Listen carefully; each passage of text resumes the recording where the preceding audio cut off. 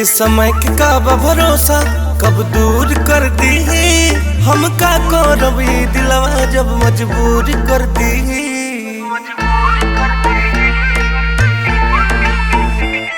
इस समय के का भरोसा कब दूर कर दी हम का करब दिलवा जब मजबूर कर दी। अबू की ना मिले तू जब तुहे बुलाइब हो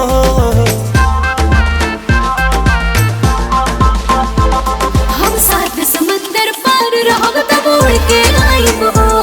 हम साथ समंदर पार रहब तब उड़ के आइब हो।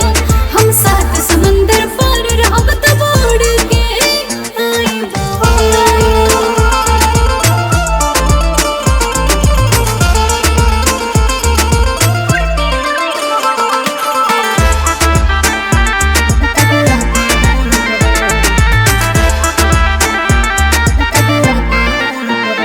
डोली चढ़ के सनम तू तो चल जाइबू हमारा किस्मत से कहियो निकल जाइबू। भले चल जाइब दूर तब पास रहब हो। पहिला प्यार है तोहार कब खास रहब हो। तोहरा बिन हम जी अपना नहीं मर पाइब हो।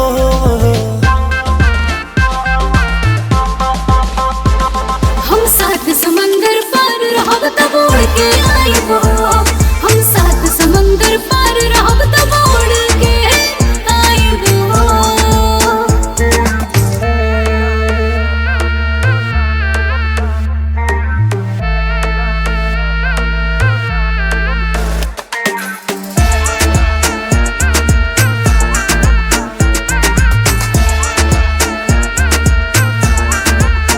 ओ धीरे धीरे मोहब्बत खत्म हो जा रही हमारा खातिर तोहार प्यार कम हो जाई।